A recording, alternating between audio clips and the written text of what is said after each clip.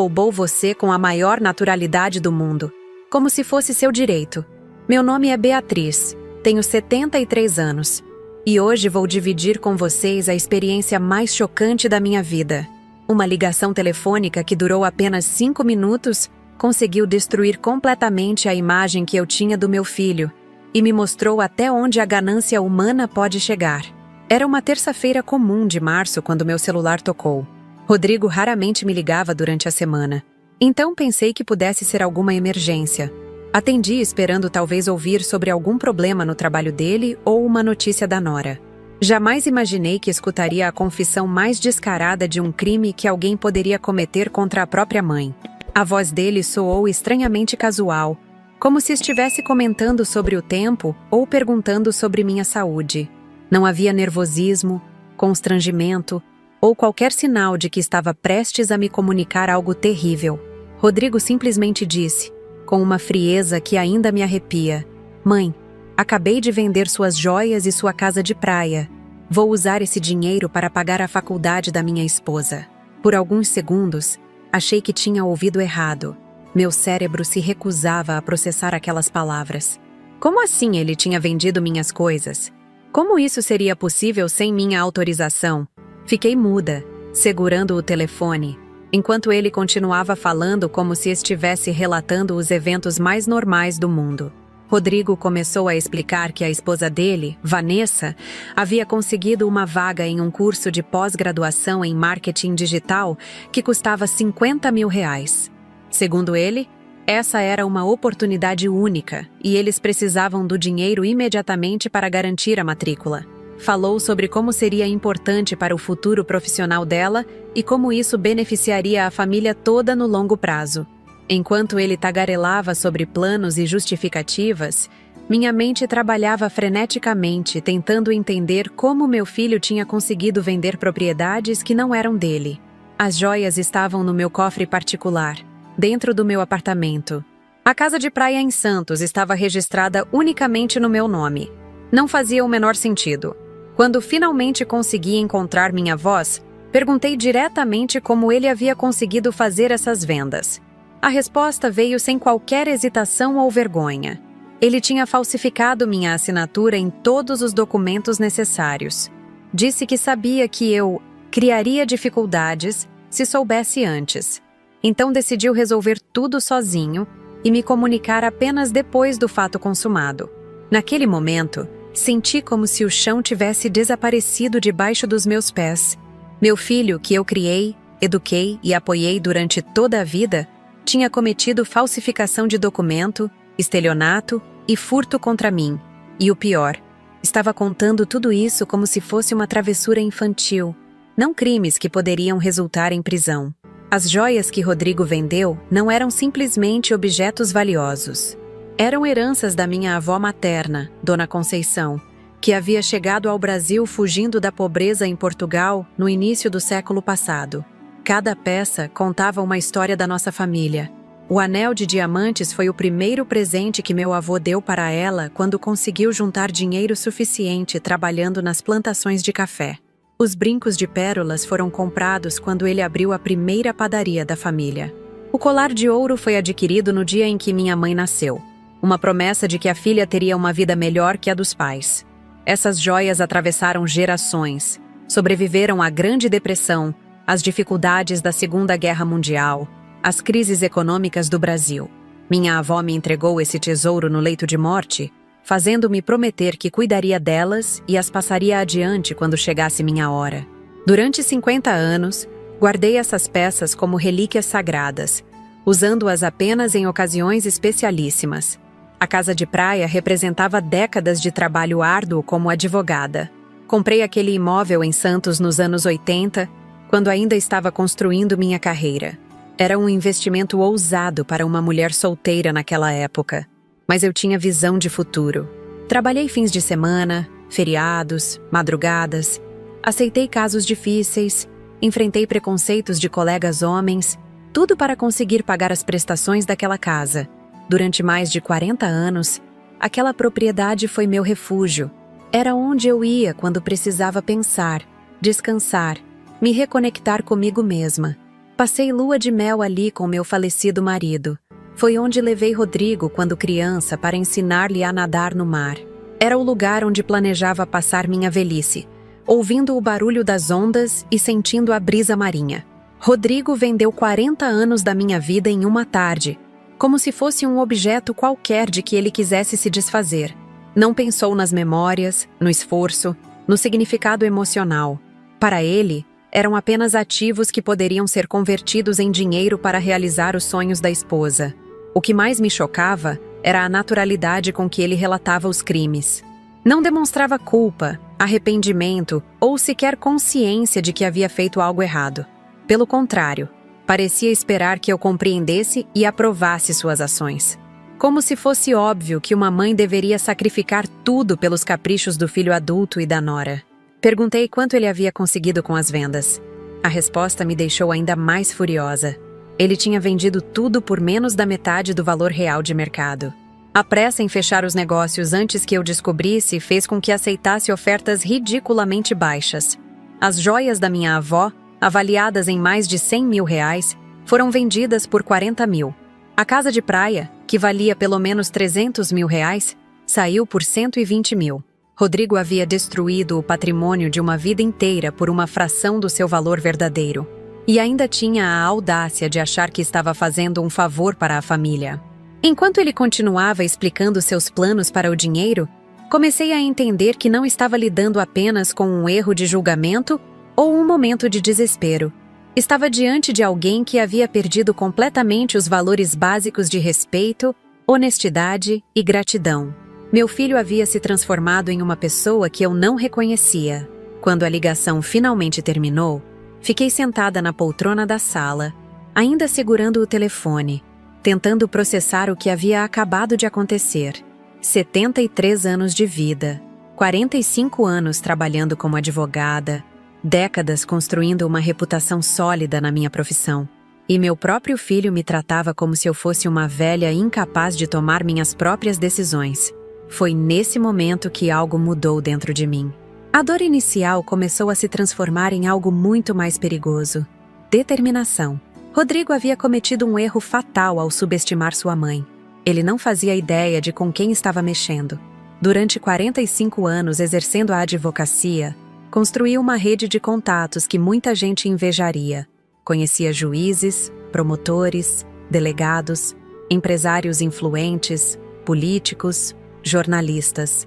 Havia defendido casos importantes, participado de grandes negócios, mediado conflitos entre pessoas poderosas.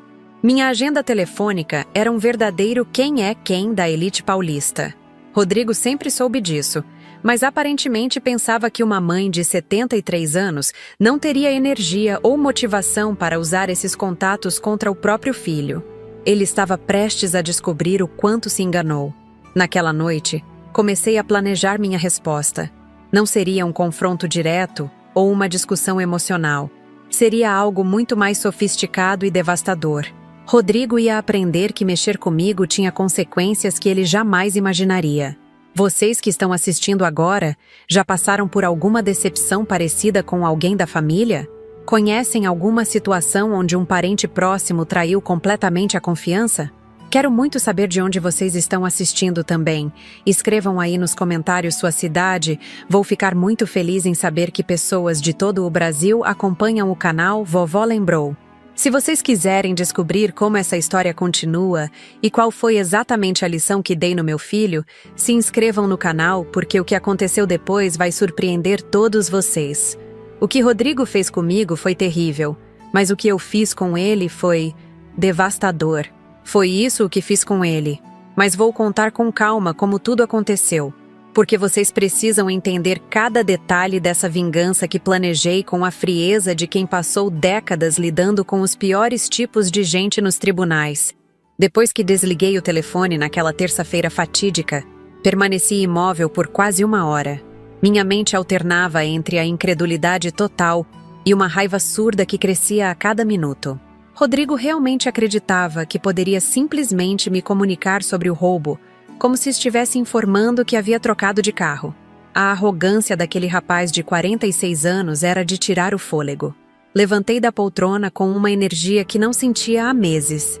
Fui até meu escritório particular, onde guardava todos os documentos importantes, e comecei a verificar exatamente o que tinha sido violado. Abri o cofre onde ficavam as joias. Obviamente estava vazio. As chaves reserva que eu guardava num local que apenas Rodrigo conhecia haviam desaparecido. Ele tinha planejado tudo meticulosamente. Liguei imediatamente para o cartório onde a casa de praia estava registrada. A atendente confirmou minhas piores suspeitas. Uma procuração havia sido apresentada 3 dias antes, autorizando Rodrigo a vender o imóvel em meu nome. Pedi para enviarem uma cópia digitalizada do documento por e-mail. Quando recebi, quase ri da grosseria da falsificação. Minha assinatura verdadeira tem características muito específicas que desenvolvi ao longo de décadas assinando petições e contratos. A imitação que Rodrigo fez parecia trabalho de amador, mas o que mais me impressionou foi a frieza com que ele executou o plano. Rodrigo havia visitado meu apartamento na semana anterior, dizendo que queria matar a saudade da mãe. Fiquei emocionada com a visita inesperada. Preparei o almoço favorito dele, conversamos sobre trabalho, vida, planos futuros. Enquanto isso, aquele canalha estava mentalmente catalogando meus bens e planejando como roubá-los.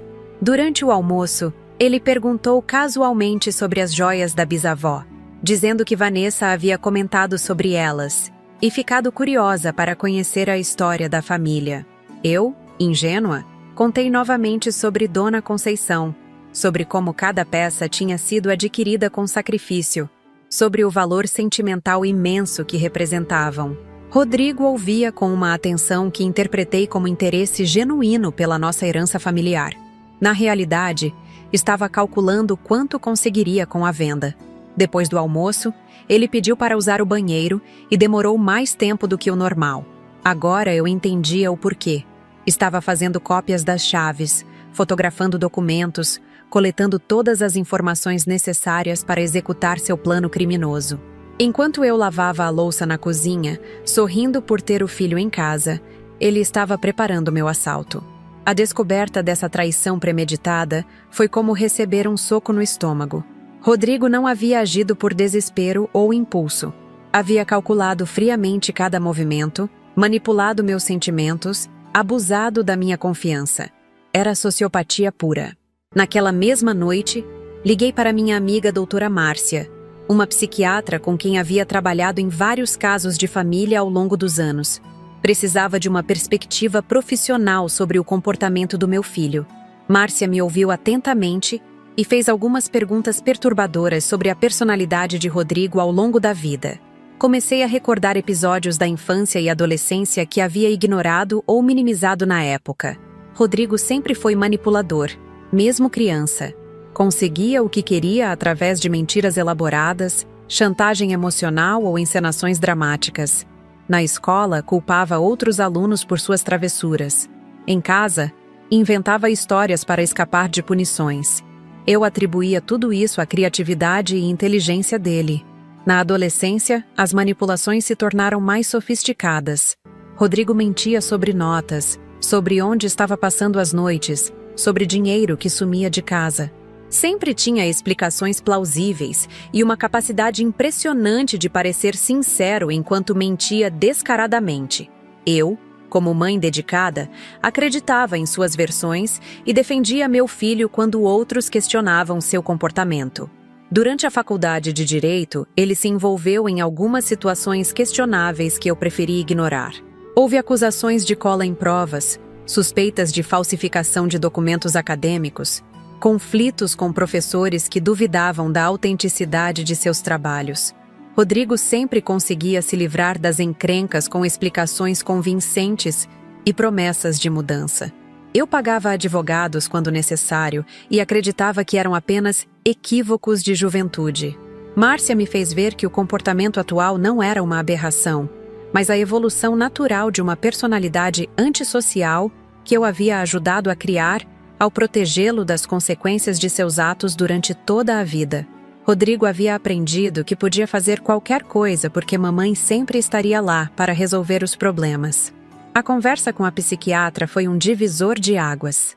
Entendi que não estava lidando apenas com um filho ingrato, mas com um homem que havia perdido completamente a noção de certo e errado.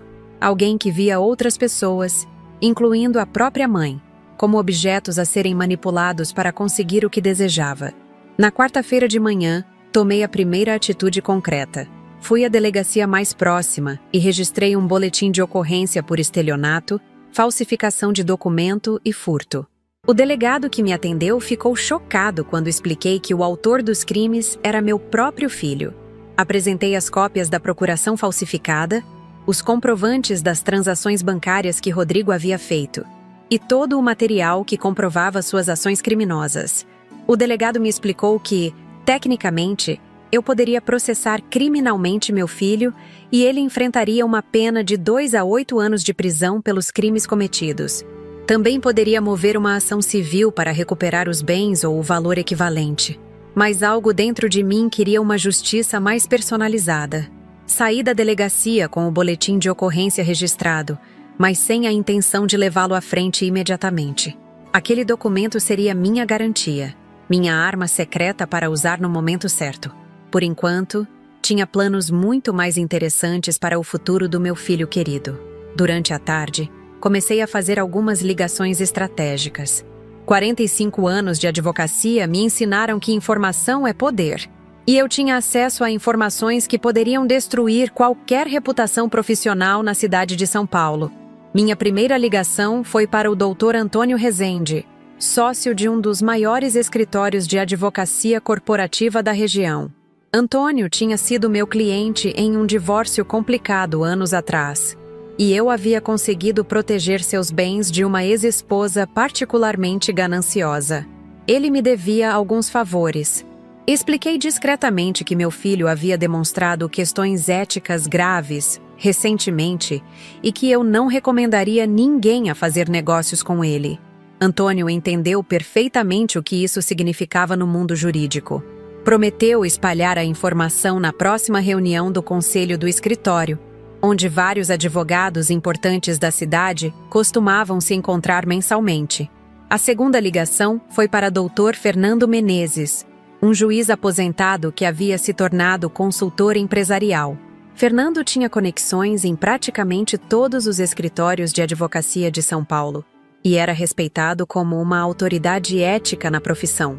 Contei a ele sobre as irregularidades que havia descoberto na conduta profissional de Rodrigo, sem entrar em detalhes familiares. Fernando ficou genuinamente preocupado e disse que alertaria alguns colegas. A terceira ligação foi para a doutora Patrícia Campos, promotora de justiça especializada em crimes contra o patrimônio. Patrícia e eu havíamos trabalhado em lados opostos em vários casos, mas desenvolvemos um respeito mútuo ao longo dos anos. Mencionei casualmente que havia descoberto evidências de falsificação de documentos envolvendo um advogado da cidade e que estava considerando como proceder. Patrícia imediatamente se interessou pelo caso e pediu para ser mantida informada. Em cada ligação, eu plantava sementes de dúvida sobre a integridade profissional de Rodrigo, sem nunca mencionar explicitamente que era meu filho. Usava frases como "um jovem advogado que conheço" ou "alguém da profissão que me decepcionou profundamente". As pessoas naturalmente assumiam que eu estava falando sobre algum colega ou conhecido profissional. O que Rodrigo não entendia é que a advocacia em São Paulo é um meio surpreendentemente pequeno. Todos os profissionais bem-sucedidos se conhecem, trabalham juntos regularmente, compartilham informações e recomendações. Uma reputação leva décadas para ser construída e pode ser destruída em questão de semanas se as pessoas certas começarem a questionar sua idoneidade. Durante toda aquela semana, continuei fazendo ligações estratégicas. Falei com empresários que eram clientes de Rodrigo, juízes que poderiam influenciar sua carreira, colegas advogados que poderiam espalhar informações sobre sua conduta duvidosa. Em cada conversa, eu era cuidadosa para nunca mentir ou inventar acusações. Simplesmente compartilhava minha preocupação com questões éticas que havia descoberto. O interessante é que ninguém questionou minhas motivações ou pediu mais detalhes.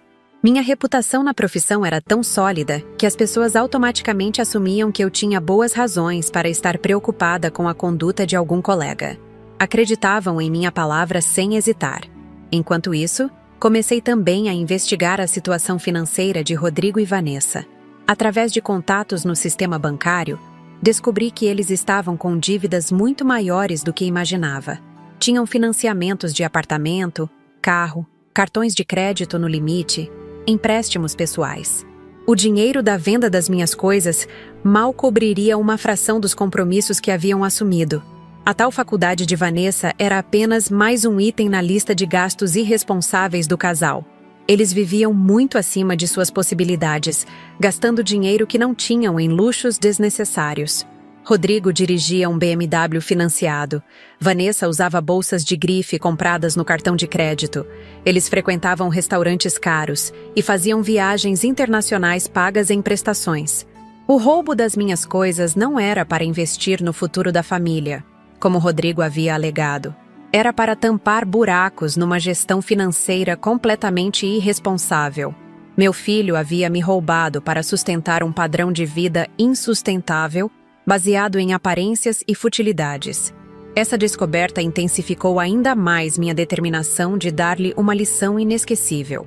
Rodrigo precisava aprender que ações têm consequências, que roubar a própria mãe não sairia barato, e que subestimar uma mulher de 73 anos com 45 anos de experiência jurídica era o maior erro que ele poderia cometer. Na sexta-feira daquela primeira semana, recebi a primeira confirmação de que meu plano estava funcionando. Dr. Antônio me ligou para contar que havia mencionado as questões éticas nas conversas do escritório e que 3 sócios diferentes já haviam comentado que conheciam histórias similares sobre o mesmo advogado. Aparentemente, a reputação de Rodrigo já estava sendo questionada em vários círculos profissionais simultaneamente. A informação de que outros profissionais também tinham dúvidas sobre Rodrigo me deu uma satisfação perversa, mas ao mesmo tempo despertou minha curiosidade investigativa. Se várias pessoas já questionavam sua conduta, significava que meu filho havia cometido outras irregularidades que eu desconhecia completamente. Decidi aprofundar minha investigação. Na segunda-feira da semana seguinte, marquei um almoço com doutora Helena Moraes, uma ex-colega que trabalhava como auditora interna da Ordem dos Advogados.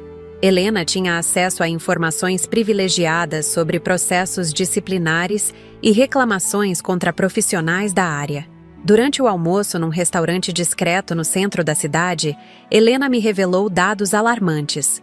Rodrigo já havia sido alvo de 3 reclamações formais nos últimos 2 anos. Uma por cobrança de honorários abusivos, outra por abandono de causa, e uma terceira por suspeita de apropriação indevida de valores de cliente. Todas haviam sido arquivadas por falta de provas conclusivas ou por acordos extrajudiciais que ele conseguiu negociar. Fiquei estarrecida. Enquanto eu achava que estava criando um advogado íntegro, Rodrigo desenvolvia um padrão de comportamento antiético que já estava chamando a atenção das autoridades competentes. Meu filho era um criminoso serial que simplesmente havia sido esperto o suficiente para evitar consequências sérias até aquele momento. Helena também me contou sobre rumores que circulavam no meio jurídico. Alguns colegas suspeitavam que Rodrigo falsificava documentos regularmente, manipulava clientes vulneráveis para extrair mais dinheiro e tinha sociedades informais com despachantes corruptos para agilizar processos através de métodos duvidosos. Nada havia sido comprovado oficialmente, mas a fumaça era tanta que muitos profissionais experientes evitavam qualquer associação com ele. Descobrir que meu filho era conhecido como um advogado suspeito me devastou emocionalmente, mas também fortaleceu minha resolução. Rodrigo não havia roubado sua mãe num momento de desespero. Era um padrão de comportamento, uma forma de vida baseada em desonestidade e exploração de pessoas próximas. Naquela mesma tarde, decidi visitar discretamente alguns locais onde Rodrigo havia feito negócios recentemente. Minha primeira parada foi na joalheria, onde ele vendeu as peças da bisavó. O proprietário, Sr. Marcos, me recebeu com curiosidade quando expliquei que era mãe do vendedor. A conversa com Marcos foi reveladora e profundamente humilhante. Rodrigo havia chegado na loja alegando que eu estava internada com Alzheimer em estágio avançado e que ele precisava vender minhas joias para pagar os custos hospitalares. Apresentou documentos médicos falsificados e uma procuração que, segundo ele, havia sido assinada antes da minha deterioração mental. Marcos me mostrou os papéis que Rodrigo havia deixado. Além da procuração grosseiramente falsificada, havia um laudo médico de um neurologista que eu nunca havia consultado, indicando que eu estava completamente incapacitada e precisava de cuidados especiais. O documento estava em papel timbrado oficial, com carimbos e assinaturas que pareciam autênticos para um leigo. O nível de premeditação era assustador. Rodrigo não havia simplesmente imitado minha assinatura. Havia criado toda uma narrativa fictícia sobre minha condição de saúde, falsificado documentos médicos complexos e representado um filho desesperado tentando cuidar de uma mãe doente. A performance havia sido tão convincente que Marcos se sensibilizou com a história e aceitou pagar um preço justo pelas peças, mesmo sem avaliação detalhada. Saber que meu filho havia usado uma doença terrível como Alzheimer para justificar seus crimes me deixou nauseada.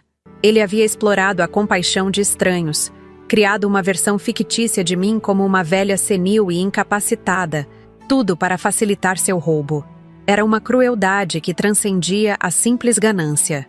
Depois da joalheria, fui até a imobiliária responsável pela venda da casa de praia. A corretora que conduziu o negócio, Fernanda, me recebeu com surpresa quando me apresentei como a verdadeira proprietária do imóvel. Segundo ela, Rodrigo havia aparecido na semana anterior dizendo que eu morava no interior do Paraná e estava muito doente para viajar até Santos para assinar os documentos pessoalmente. Fernanda me mostrou toda a documentação que Rodrigo apresentou. Além da procuração falsificada, ele havia trazido cópias de exames médicos indicando que eu estava em tratamento oncológico avançado e tinha pouco tempo de vida. Disse para a corretora que a venda era urgente, porque eu precisava do dinheiro para custear um tratamento experimental nos Estados Unidos. A história era tão elaborada que incluía detalhes sobre a clínica americana onde eu supostamente seria tratada, valores aproximados do procedimento e até mesmo uma carta médica recomendando a venda rápida dos bens para viabilizar o tratamento. Fernanda havia ficado tão comovida que trabalhou dia e noite para acelerar o processo de venda, conseguindo fechar negócio em 48 horas. Rodrigo havia transformado minha suposta agonia em câncer numa ferramenta de manipulação emocional. Usou o medo da morte, a compaixão humana e a urgência de uma situação médica desesperadora para pressionar pessoas inocentes a colaborarem com seus crimes. Era uma sociopatia refinada que demonstrava total ausência de empatia ou moralidade. O que mais me perturbava era a facilidade com que ele mentia. Rodrigo havia criado personas fictícias, histórias médicas elaboradas, documentações falsas, tudo com uma naturalidade que sugeria anos de prática. Quantas outras vezes havia usado táticas similares? Quantas pessoas já haviam sido enganadas por suas encenações? Durante o resto da semana, continuei investigando discretamente as atividades recentes do meu filho. Conversei com funcionários do banco onde ele mantinha conta empresarial, com secretárias de cartórios onde havia registrado documentos, com despachantes que trabalhavam com ele regularmente. Gradualmente, foi emergindo o retrato de um homem que havia transformado a mentira numa arte. Descobri que Rodrigo regularmente falsificava documentos para acelerar processos judiciais. Tinha arranjos com funcionários corruptos de cartórios para registrar escrituras duvidosas. Mantinha contas bancárias em nomes de parentes mortos para movimentar dinheiro sem deixar rastros. Cobrava honorários antecipados de clientes e depois abandonava os casos quando surgiam complicações. Mas a descoberta mais chocante veio quando conversei com Dona Eunice, uma senhora de 80 anos que havia sido cliente de Rodrigo no ano anterior. Ela me procurou depois que soube, através de conhecidos mútuos, que eu estava investigando as atividades do meu filho. Dona Eunice me contou que havia contratado Rodrigo para resolver a partilha de uma herança familiar. Ele havia convencido a idosa a assinar vários documentos, alegando que eram necessários para agilizar o processo. Na realidade, Rodrigo havia transferido a propriedade principal da herança para uma empresa fantasma controlada por ele, deixando Dona Eunice apenas com dívidas e complicações legais. Quando a senhora descobriu o golpe e tentou confrontá-lo, Rodrigo alegou que havia sido um erro de procedimento e prometeu resolver tudo rapidamente. Meses depois, Dona Eunice continuava sem sua herança, e Rodrigo havia vendido o imóvel para terceiros, embolsando todo o dinheiro da transação. A história de Dona Eunice me mostrou que o roubo contra mim não era um caso isolado. Rodrigo tinha um método, uma estratégia sistemática para explorar pessoas vulneráveis. Ele identificava alvos com patrimônio interessante, ganhava sua confiança através de charme e simpatia, e depois elaborava golpes sofisticados para se apropriar de seus bens.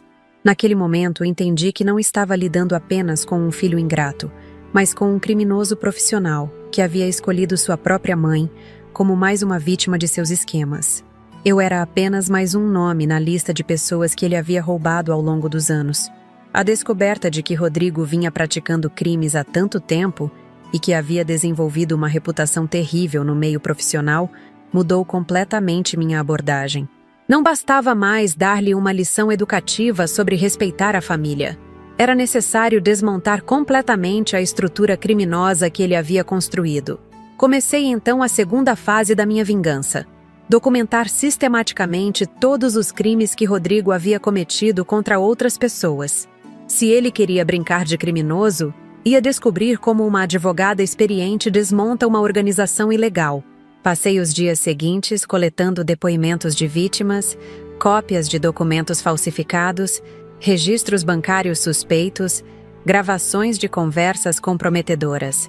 Montei um dossiê completo sobre as atividades criminosas do meu filho, com evidências suficientes para sustentar múltiplas acusações criminais.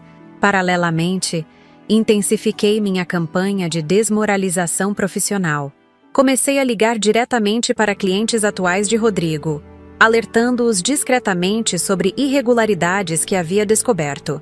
Não fazia acusações diretas, apenas sugeria que revisassem cuidadosamente toda a documentação e considerassem buscar segundas opiniões sobre seus casos. O efeito foi devastador.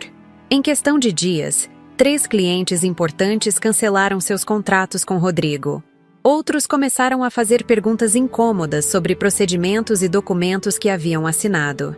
O escritório dele entrou numa espiral de desconfiança e cancelamentos, que começou a afetar seriamente seu fluxo de caixa. Também comecei a espalhar informações sobre a conduta duvidosa de Rodrigo em grupos de WhatsApp de advogados, fóruns profissionais online e reuniões sociais da classe jurídica. Nunca fazia acusações diretas, mas plantava dúvidas suficientes para que outros profissionais começassem a questionar a idoneidade dele. O interessante é que muitas pessoas já tinham suas próprias suspeitas sobre Rodrigo. Meus comentários discretos simplesmente davam permissão para que outros expressassem dúvidas que já nutriam há tempo. Era como acender um rastilho que já estava preparado para explodir. Em menos de 2 semanas, a reputação profissional de Rodrigo estava em frangalhos. Colegas evitavam a associação com ele, clientes cancelavam contratos e oportunidades de negócios simplesmente desapareciam. Ele ainda não sabia que eu estava por trás de tudo, mas já começava a sentir os efeitos da minha campanha sistemática. O mais satisfatório era perceber que Rodrigo estava completamente perdido sobre o que estava acontecendo. Ele atribuía os problemas a coincidências, má sorte ou conspiração de concorrentes invejosos. Nunca suspeitou que sua própria mãe estava orquestrando metodicamente a destruição de sua carreira criminosa. A 3ª semana após o roubo trouxe o primeiro sinal de desespero real. Rodrigo me ligou numa quinta-feira à noite, soando genuinamente preocupado pela primeira vez desde que o conhecia. Disse que estava passando por alguns problemas profissionais inexplicáveis e perguntou se eu conhecia alguém que pudesse ajudá-lo a entender o que estava acontecendo. A ironia da situação era deliciosa. Meu filho, o criminoso experiente, estava pedindo conselhos para a principal vítima de seus crimes sobre como lidar com as consequências de suas ações. Era como um incendiário pedindo ajuda aos bombeiros para apagar o fogo que ele mesmo havia ateado. Quando atendi aquela ligação de Rodrigo naquela quinta-feira, precisei fazer um esforço sobre-humano para não rir da situação. Ali estava o homem que havia me roubado impiedosamente, implorando por ajuda da própria vítima. A voz dele carregava uma ansiedade que eu nunca havia escutado antes. Era música para meus ouvidos. Fingi preocupação maternal e perguntei detalhes sobre os problemas que estava enfrentando. Rodrigo me explicou que clientes estavam cancelando contratos sem explicações claras. Colegas evitavam contato com ele. E até mesmo o banco estava questionando algumas movimentações da sua conta empresarial. Segundo ele, tudo havia começado a desmoronar sem motivo aparente. Ofereci minha ajuda prontamente, sugerindo que eu poderia usar meus contatos para tentar entender o que estava acontecendo.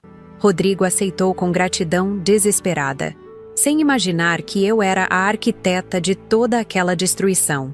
Era o predador se transformando em presa, e ele nem percebia. Nos dias seguintes, intensifiquei drasticamente minha operação de sabotagem. Havia chegado o momento de acelerar o colapso profissional do meu filho querido. Comecei a fase mais sofisticada do meu plano: destruir sistematicamente cada fonte de renda que ele possuía. Minha primeira ação foi contatar Dr. Carlos Mesquita, presidente da Associação Comercial de São Paulo e um dos homens mais influentes do meio empresarial paulista. Carlos havia sido meu cliente numa disputa trabalhista complexa anos atrás, onde consegui salvá-lo de uma indenização milionária através de uma estratégia legal brilhante. Ele me devia um favor considerável. Marquei um jantar reservado com Carlos num restaurante elegante. Durante a conversa, mencionei casualmente que havia descoberto evidências de má conduta profissional envolvendo um jovem advogado que prestava serviços para várias empresas associadas. Expliquei que tinha documentos comprometedores, mas preferia resolver a situação discretamente antes de torná-la pública. Carlos imediatamente se interessou pelo assunto. A reputação da associação dependia da idoneidade dos profissionais que recomendavam para as empresas filiadas. Ele pediu o nome do advogado suspeito. Quando mencionei Rodrigo, Carlos franziu a testa e disse que já havia recebido alguns comentários negativos sobre ele recentemente. Aproveitei a abertura e compartilhei algumas das evidências que havia coletado sobre as atividades criminosas de Rodrigo. Mostrei cópias dos documentos falsificados, relatórios de vítimas anteriores e registros bancários suspeitos. Carlos ficou visivelmente perturbado com a quantidade de irregularidades documentadas. No final do jantar, Carlos garantiu que iria alertar pessoalmente todos os empresários da associação sobre os riscos de contratar Rodrigo. Também prometeu incluir o nome dele numa lista informal de profissionais não recomendados que circulava entre os membros mais influentes do grupo. A segunda frente de ataque foi o sistema judiciário. Marquei um café com o Dr. Roberto Andrade, desembargador aposentado, que mantinha influência considerável nos tribunais paulistas. Roberto e eu havíamos desenvolvido uma amizade respeitosa durante anos de atuação profissional, e sua opinião era levada muito a sério por juízes ativos. Durante nossa conversa, expressei preocupação sobre a integridade de alguns processos que estavam tramitando nos tribunais. Mencionei que havia identificado padrões suspeitos de falsificação documental e manipulação processual, envolvendo determinado advogado. Roberto ficou alarmado, pois questões éticas eram sua obsessão pessoal. Apresentei evidências específicas dos crimes de Rodrigo, incluindo cópias de procurações falsificadas e documentos médicos fraudulentos. Roberto examinou o material com a atenção meticulosa de quem havia dedicado a vida à justiça. Sua expressão foi ficando cada vez mais sombria conforme analisava as evidências. Roberto me garantiu que iria compartilhar essas informações com os juízes que supervisionavam os processos onde Rodrigo atuava. Também sugeriu que eu formalizasse uma denúncia junto à Corregedoria Geral da Justiça, oferecendo seu apoio institucional para que a investigação fosse tratada com prioridade máxima. A terceira estratégia envolveu o mercado imobiliário, onde Rodrigo havia começado a atuar recentemente. Conversei com o senhor Eduardo Palmeira, dono de uma das maiores redes de imobiliárias de São Paulo. Eduardo havia sido cliente da minha irmã falecida e mantínhamos uma relação cordial há décadas. Expliquei para Eduardo que havia descoberto irregularidades graves envolvendo um advogado que estava prestando serviços para várias imobiliárias da região. Mostrei evidências de como Rodrigo havia fraudado a venda da minha casa de praia, incluindo documentos falsificados e declarações médicas inventadas. Eduardo ficou horrorizado com o nível de sofisticação da fraude. Como empresário experiente, entendeu imediatamente os riscos legais que suas empresas corriam ao trabalhar com profissionais desonestos. Prometeu alertar toda a rede de imobiliárias sobre Rodrigo e garantir que ele fosse incluído numa lista negra do setor. Paralelamente, comecei a trabalhar numa frente mais pessoal: destruir a vida social e familiar de Rodrigo. Entrei em contato com Vanessa, minha nora, através de uma abordagem cuidadosamente planejada. Liguei para ela fingindo preocupação com o comportamento estranho que havia notado em Rodrigo recentemente. Disse que ele parecia ansioso, agitado, e havia mencionado alguns problemas financeiros graves. Perguntei se ela havia notado mudanças similares em casa. Vanessa confirmou minhas observações. Segundo ela, Rodrigo havia se tornado irritadiço, dormia mal e estava constantemente verificando e-mails e ligações telefônicas. Ele também havia começado a esconder correspondências e se trancava no escritório por horas fazendo chamadas misteriosas. Aproveitei a abertura para plantar sementes de dúvida sobre a honestidade do marido dela. Mencionei casualmente que havia ouvido rumores vagos sobre irregularidades profissionais envolvendo Rodrigo, mas que esperava que fossem apenas fofocas maldosas. Sugeri delicadamente que ela prestasse atenção aos documentos financeiros da família. A conversa com Vanessa plantou a desconfiança necessária. Nos dias seguintes, ela começou a investigar as finanças domésticas e descobriu discrepâncias alarmantes. Dinheiro estava entrando e saindo das contas sem explicações claras. Havia gastos misteriosos e transferências para contas desconhecidas. Quando Vanessa confrontou Rodrigo sobre as irregularidades financeiras, ele entrou em pânico. Tentou inventar explicações contraditórias, mentiu sobre a origem do dinheiro e acabou admitindo parcialmente que estava enfrentando problemas profissionais graves. A tensão no casamento aumentou drasticamente. Enquanto isso, continuei expandindo minha rede de sabotagem. Contactei jornalistas especializados em investigação criminal, oferecendo informações exclusivas sobre esquemas de falsificação documental no meio jurídico. Embora não mencionasse Rodrigo nominalmente, forneci detalhes suficientes para que uma investigação jornalística pudesse facilmente identificá-lo. Também comecei a trabalhar com contatos na Receita Federal. Através de conhecidos auditores, sugeri que certas movimentações financeiras suspeitas envolvendo advogados paulistas mereciam investigação mais detalhada. Forneci números de contas, datas de transações e padrões de comportamento que indicavam sonegação fiscal e lavagem de dinheiro. A quarta semana após o roubo trouxe os primeiros sinais de colapso total. Rodrigo me ligou numa terça-feira, completamente desesperado. Sua voz tremia quando explicou que 3 clientes importantes haviam cancelado contratos na mesma semana. O banco havia bloqueado sua conta empresarial para investigações, e a Ordem dos Advogados havia aberto processo disciplinar baseado em denúncias anônimas. Fingi choque e indignação com as notícias. Ofereci novamente minha ajuda, sugerindo que eu poderia usar meus contatos para tentar reverter a situação.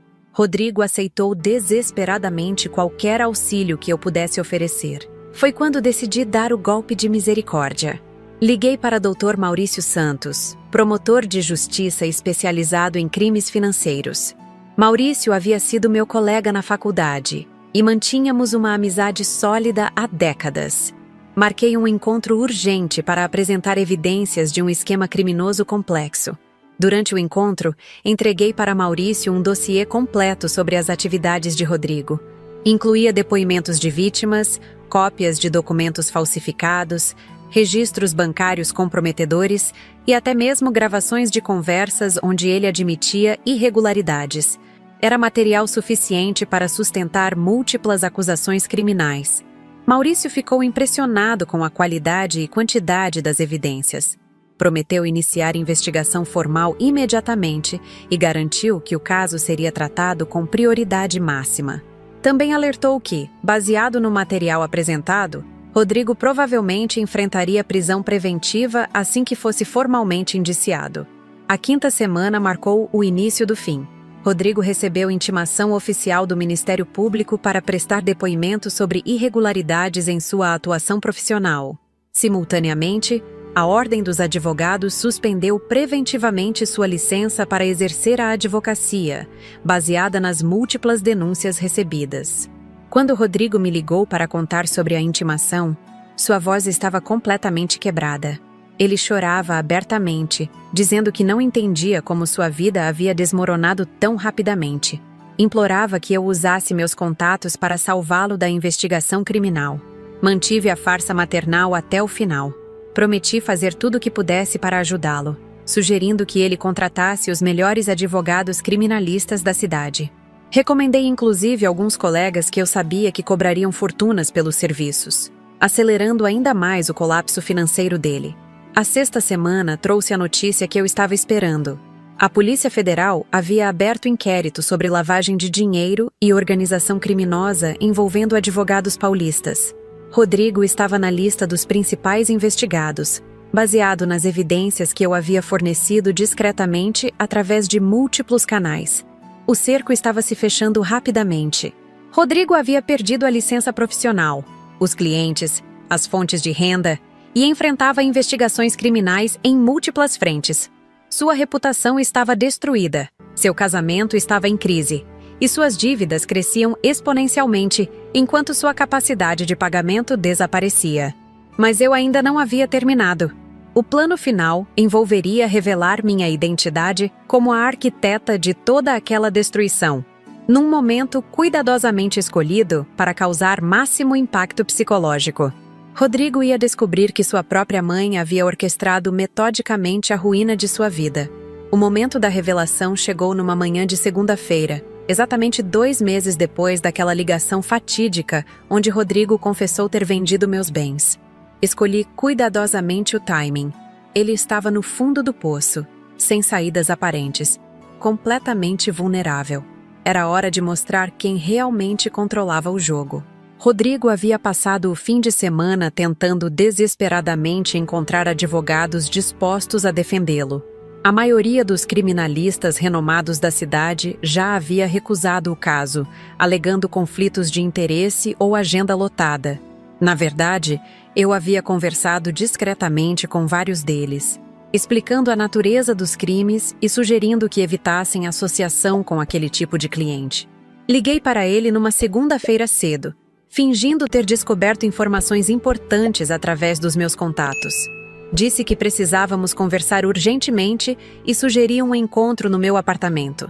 Rodrigo aceitou imediatamente, claramente esperando que eu trouxesse alguma solução milagrosa para seus problemas. Quando ele chegou, fiquei chocada com sua aparência. Rodrigo havia emagrecido visivelmente, tinha olheiras profundas e suas roupas pareciam desleixadas. O homem arrogante que me havia roubado 2 meses antes estava transformado num fantasma assombrado pela paranoia e pelo medo. Ofereci café e o convidei para sentar na sala. Rodrigo estava claramente ansioso, tamborilando os dedos na mesa e olhando constantemente para o telefone, como se esperasse mais notícias ruins a qualquer momento. Era evidente que o estresse estava consumindo sua sanidade mental. Comecei a conversa perguntando sobre os últimos desenvolvimentos do caso. Rodrigo me contou que a investigação da Polícia Federal estava se expandindo, incluindo análise de todas suas transações bancárias dos últimos 5 anos. Também mencionou que Vanessa estava considerando a separação, pois descobriu que ele havia ocultado dívidas enormes e gastado o dinheiro do casamento em apostas online. A revelação sobre o vício em jogos foi uma surpresa até para mim. Rodrigo admitiu que havia desenvolvido dependência em cassinos virtuais durante a pandemia, perdendo quantias astronômicas que tentava recuperar através de esquemas cada vez mais arriscados. O roubo dos meus bens foi apenas mais uma tentativa desesperada de quitar dívidas de jogo. Ouvi tudo com falsa compaixão. balançando a cabeça e fazendo comentários apropriados sobre como a vida pode ser cruel e imprevisível. Rodrigo estava tão desesperado por simpatia que não notou a ironia sutil nas minhas palavras. Ele realmente acreditava que eu era sua última aliada num mundo que havia se voltado contra ele. Depois de ouvir todos os detalhes da sua ruína, decidi que era hora de revelar a verdade. Levantei calmamente da poltrona, fui até o escritório e voltei com uma pasta repleta de documentos. Coloquei o material na mesa de centro, bem na frente dele, e disse simplesmente: Rodrigo, preciso te mostrar algo interessante. Abri a pasta e comecei a retirar documentos um por um. Primeiro, as cópias das conversas que eu havia tido com seus ex-clientes.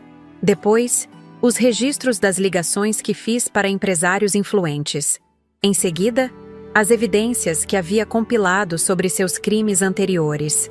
Finalmente, os comprovantes de todas as denúncias que eu mesma havia feito contra ele. Rodrigo olhava os papéis com crescente confusão, tentando entender o que estava vendo. Quando finalmente compreendeu que todos aqueles documentos estavam relacionados com sua investigação, perguntou como eu havia conseguido acesso a informações tão detalhadas sobre seu caso. Sorri pela primeira vez em 2 meses e respondi com uma calma glacial. Consegui porque fui eu quem organizou tudo isso.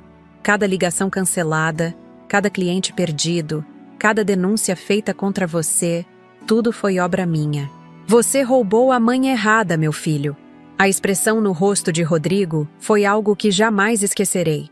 Primeiro veio a incredulidade total, como se eu estivesse fazendo uma piada macabra. Depois, uma confusão profunda, enquanto sua mente tentava processar a informação. Finalmente, o horror absoluto quando ele entendeu que sua própria mãe havia orquestrado sistematicamente a destruição da sua vida. Ele ficou em silêncio por vários minutos, olhando alternadamente para mim e para os documentos espalhados na mesa. Quando finalmente conseguiu falar, sua voz era apenas um sussurro rouco. Você fez tudo isso por causa das joias e da casa? Expliquei pacientemente que não se tratava dos objetos em si, mas do que eles representavam. Rodrigo havia violado décadas de confiança, desrespeitado sua própria mãe, cometido crimes graves e ainda esperava que eu aceitasse tudo passivamente. Mais importante, ele havia demonstrado um padrão de comportamento criminoso que precisava ser interrompido antes que destruísse mais vidas. Mostrei para ele os depoimentos das outras vítimas que eu havia coletado. Dona Eunice, que perdeu sua herança. O casal de idosos que foi enganado numa venda de propriedade. A viúva que teve seus bens desviados durante um inventário. Rodrigo não era apenas um filho ingrato. Era um predador serial que se especializava em explorar pessoas vulneráveis. Quando terminei de apresentar todas as evidências, Rodrigo entrou em colapso emocional completo.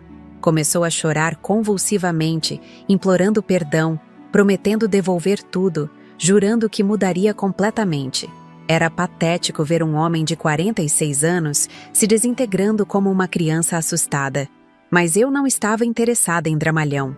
Havia chegado a hora da lição final. Expliquei para Rodrigo que ele ia enfrentar as consequências legais de todos os seus crimes. Não haveria interferência minha para salvá-lo. Não haveria advogados pagos por mim. Não haveria proteção maternal. Ele estava sozinho para lidar com a tempestade que havia criado. Rodrigo tentou me convencer de que tudo havia sido um erro terrível, que ele estava desesperado por causa das dívidas de jogo, que nunca pretendeu me magoar realmente. Disse que o vício havia nublado seu julgamento e que ele precisava de ajuda, não de punição.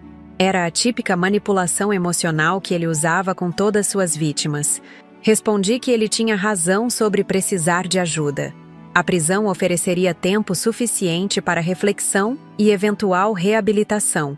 Também mencionei que eu havia providenciado cópias de todas as evidências para serem entregues ao promotor, garantindo que a justiça seguisse seu curso natural sem interferências externas. A realidade da situação finalmente atingiu Rodrigo em cheio. Ele percebeu que não havia escape. Não havia negociação possível. Não havia forma de reverter o que eu havia feito. Sua mãe, a pessoa que sempre o protegeu das consequências de seus atos, havia se tornado sua principal algoz. Nos dias seguintes, o colapso de Rodrigo se acelerou dramaticamente. Vanessa finalmente decidiu pedir a separação, levando consigo todos os bens que ainda restavam do casal. O apartamento onde moravam foi colocado à venda para quitar dívidas. O escritório de advocacia foi fechado definitivamente. A investigação da Polícia Federal avançou rapidamente com todas as evidências que eu havia fornecido. Rodrigo foi formalmente indiciado por formação de quadrilha, estelionato, falsificação de documentos e lavagem de dinheiro. O promotor solicitou prisão preventiva, alegando risco de fuga e destruição de provas. Quando Rodrigo foi preso numa operação policial televisionada, senti uma satisfação profunda e complexa. Não era a alegria pela desgraça do meu filho, mas a certeza de que a justiça havia finalmente alcançado alguém que havia escapado das consequências por tempo demais. Na prisão, Rodrigo aparentemente teve tempo para refletir sobre suas escolhas. Através de cartas que enviava para amigos comuns, soube que ele havia desenvolvido uma compreensão mais clara sobre a gravidade de seus crimes e o impacto que causou em tantas vidas inocentes. 6 meses depois da prisão, recebi uma carta dele. Era um pedido formal de perdão, reconhecendo completamente sua culpa e aceitando as consequências de seus atos. Rodrigo escrevia que havia entendido finalmente que eu não o havia traído, mas simplesmente permitido que ele enfrentasse a realidade que havia criado para si mesmo. A carta também revelava que ele estava participando de programas de reabilitação na prisão, tratando do vício em jogos e trabalhando para desenvolver empatia pelas vítimas de seus crimes. Pela primeira vez na vida adulta, Rodrigo parecia estar assumindo responsabilidade genuína por suas ações. Não respondia à carta imediatamente. Precisava de tempo para processar se aquele arrependimento era real ou apenas mais uma tentativa de manipulação. Rodrigo havia se tornado especialista em dizer às pessoas exatamente o que elas queriam ouvir, mas algo na linguagem da carta sugeria autenticidade. Não havia promessas grandiosas de mudança. Não havia tentativas de minimizar seus crimes. Não havia pedidos por favores ou interferência em seu processo legal. Era simplesmente o reconhecimento tardio de um homem confrontando a realidade de quem havia se tornado. 3 meses depois, decidi visitá-lo na prisão. Queria ver pessoalmente se a transformação descrita na carta era genuína ou apenas performance. Rodrigo havia emagrecido ainda mais, mas parecia menos agitado, menos desesperado. Havia uma resignação em seus olhos que eu nunca havia visto antes. Durante nossa conversa, ele me pediu para ajudar suas vítimas da forma que fosse possível. Disse que havia feito uma lista completa de todas as pessoas que havia prejudicado e queria encontrar maneiras de compensar os danos causados. Era uma atitude que o Rodrigo anterior jamais teria considerado. Fiquei impressionada com a mudança aparente, mas mantive ceticismo saudável. Transformações genuínas levam anos para se consolidar, especialmente em personalidades tão destrutivas quanto a que Rodrigo havia desenvolvido. Nos meses seguintes, mantivemos correspondência regular. Gradualmente, comecei a acreditar que meu filho estava realmente se transformando em alguém capaz de empatia e responsabilidade moral. A prisão havia quebrado sua arrogância e forçado uma reavaliação fundamental de seus valores.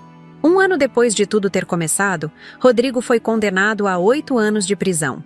Aceitou a sentença sem recurso, dizendo que merecia as consequências e queria focar sua energia em se tornar uma pessoa melhor. Foi a primeira vez que o vi assumir responsabilidade total por suas escolhas. Então, pessoal, chegamos ao final dessa história que mudou completamente minha vida e me ensinou lições que jamais imaginei que precisaria aprender aos 73 anos de idade. Quando tudo começou com aquela ligação terrível de Rodrigo, eu era apenas uma mãe que havia sido roubada pelo próprio filho. Quando terminou, eu havia me tornado a arquiteta da justiça que ele nunca pensou que enfrentaria. Durante esses meses todos, muitas pessoas me perguntaram se eu me arrependo do que fiz. Se foi muito cruel destruir sistematicamente a vida do meu próprio filho. Se uma mãe deveria ir tão longe para punir a ingratidão e os crimes de uma criança que ela mesma criou. São perguntas que me fizeram refletir profundamente sobre os limites do amor maternal e os momentos em que proteger alguém se transforma em prejudicá-lo ainda mais. A verdade é que não me arrependo de nada. Rodrigo não era mais o menino que eu criei, mas um homem de 46 anos que havia escolhido conscientemente uma vida de crimes e mentiras. Ele não roubou sua mãe num momento de desespero, mas como parte de um padrão sistemático de exploração de pessoas vulneráveis que já durava anos. Se eu não tivesse agido, quantas outras famílias teriam sido destruídas por seus esquemas? O que mais me impressiona quando olho para trás é como Rodrigo subestimou completamente uma mulher de 73 anos. Ele achava que eu era apenas uma velha indefesa que aceitaria qualquer humilhação em silêncio. Não fazia ideia de que estava mexendo com alguém que havia passado 45 anos construindo relacionamentos estratégicos, desenvolvendo expertise legal e aprendendo como o poder realmente funciona em nossa sociedade. Rodrigo cresceu vendo minha carreira, conhecendo meus contatos, sabendo da influência que eu tinha no meio jurídico e empresarial. Mas na arrogância típica dos homens que acreditam que mulheres idosas são irrelevantes, ele assumiu que eu não teria coragem, energia ou competência para retaliar. Foi o maior erro de julgamento da vida dele. A vingança que executei não foi emocional ou impulsiva. Foi calculada, metódica e baseada em décadas de experiência lidando com os piores tipos de pessoas nos tribunais. Usei cada ferramenta disponível: contatos profissionais, evidências documentais, influência política, pressão social e conhecimento íntimo dos pontos fracos do sistema. Transformei minha dor em estratégia e minha raiva em precisão cirúrgica. O mais interessante de todo esse processo foi descobrir quantas outras pessoas Rodrigo havia prejudicado ao longo dos anos. Dona Eunice, que perdeu sua herança familiar. O casal de idosos enganados numa transação imobiliária. A viúva explorada durante um inventário. Meu filho não era apenas um ladrão ocasional, mas um predador serial que se especializava em pessoas vulneráveis. Quando comecei a investigar essas outras vítimas, entendi que minha vingança pessoal havia se transformado em algo muito maior. Uma operação de justiça que beneficiaria dezenas de famílias que nunca teriam recursos para se defender sozinhas.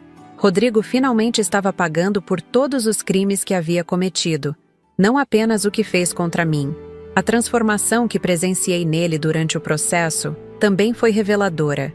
O homem arrogante que me roubou com total naturalidade foi gradualmente se tornando um fantasma assombrado pela paranoia. Ver sua confiança desmoronar, sua reputação evaporar e sua vida se desintegrar me deu uma satisfação que confesso ter sido bastante intensa. Mas o momento mais significativo foi quando finalmente revelei que eu era a responsável por toda sua ruína.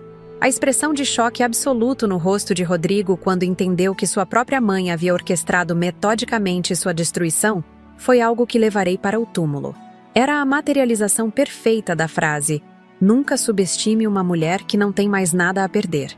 A prisão de Rodrigo trouxe um fechamento que eu não esperava. Ver aquele homem que havia me humilhado sendo levado algemado na televisão nacional foi a confirmação de que ações realmente têm consequências, mesmo quando cometidas contra pessoas que parecem indefesas. A justiça às vezes demora, mas quando chega, pode ser devastadoramente completa. O que mais me orgulha é que consegui tudo isso usando apenas métodos legais e éticos. Não inventei evidências, não subornou autoridades, não cometi crimes para punir crimes. Simplesmente usei a verdade, meus contatos legítimos e o sistema de justiça da forma que ele deveria funcionar. Provei que é possível obter justiça mesmo quando as instituições formais falham inicialmente. A correspondência que mantive com Rodrigo na prisão também me ensinou muito sobre redenção e mudança genuína. Por décadas, protegi meu filho das consequências de seus atos, achando que estava sendo uma boa mãe. Na realidade, estava criando um monstro ao impedir que ele aprendesse sobre responsabilidade pessoal. A prisão finalmente lhe deu a oportunidade de confrontar quem havia se tornado. As cartas que recebi dele mostram uma evolução gradual de alguém que nunca havia considerado o impacto de suas ações sobre outras pessoas. Pela primeira vez na vida, Rodrigo estava sendo forçado a desenvolver empatia e aceitar responsabilidade total por suas escolhas. Era uma lição que ele deveria ter aprendido na infância, mas que só conseguiu absorver aos 46 anos numa cela de prisão. Essa experiência também me fez refletir sobre quantas outras famílias enfrentam situações similares em silêncio. Filhos adultos que exploram pais idosos, parentes que abusam da confiança familiar, pessoas que acreditam que idade avançada equivale à vulnerabilidade total. Minha história prova que isso nem sempre é verdade. Mulheres da minha geração cresceram numa época em que éramos ensinadas a aceitar humilhações em silêncio, especialmente dentro da família. Fomos condicionadas a acreditar que manter a harmonia familiar era mais importante que defender nossa dignidade pessoal. Minha vingança contra Rodrigo foi também uma rebelião contra essas expectativas sociais ultrapassadas. Aos 73 anos, descobri que ainda tinha muito mais poder do que imaginava. Décadas de trabalho árduo, relacionamentos cultivados e conhecimento acumulado me deram ferramentas que muitos jovens arrogantes não conseguem compreender. Idade pode trazer sabedoria, conexões e uma perspectiva estratégica que compensam amplamente qualquer perda de energia física. Espero que minha história inspire outras pessoas mais velhas que estão sendo exploradas ou desrespeitadas por familiares. Vocês não precisam aceitar maus tratos simplesmente porque são pais, avós ou parentes mais velhos. Vocês têm direitos, merecem respeito e frequentemente possuem mais recursos para se defender do que percebem. Para os mais jovens que estão assistindo, especialmente aqueles que podem estar considerando explorar a generosidade de parentes idosos, lembrem-se de que vocês podem estar lidando com pessoas muito mais espertas, conectadas e determinadas do que aparentam. Subestimar alguém baseado apenas na idade é um erro que pode custar muito caro. Também quero que entendam que família não é desculpa para comportamento criminoso. Amor verdadeiro, às vezes, exige consequências difíceis. Proteger alguém das repercussões de suas ações ruins pode estar prejudicando não apenas outras pessoas, mas a própria pessoa que vocês acham que estão ajudando. A história que compartilhei com vocês hoje deu muito trabalho para ser contada.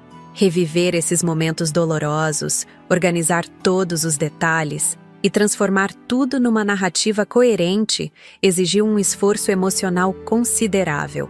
Por isso, peço que demonstrem que valeu a pena através dos comentários, curtidas e compartilhamentos. Quero muito saber o que vocês acharam dessa história. Já passaram por situações similares com familiares? Conhecem casos de filhos que exploraram pais idosos? Acham que fui muito dura com Rodrigo? Ou que ele mereceu tudo o que aconteceu? Comentem suas opiniões, suas próprias experiências, suas reflexões sobre os temas que abordei. Se vocês gostaram do conteúdo do canal Vovó Lembrou, por favor se inscrevam para receber notificações dos próximos vídeos. Temos muitas outras histórias reais de pessoas que enfrentaram situações difíceis e encontraram formas criativas de superá-las. Cada história é uma lição de vida que pode ajudar alguém que está passando por desafios similares. Também peçam para amigos e familiares se inscreverem no canal.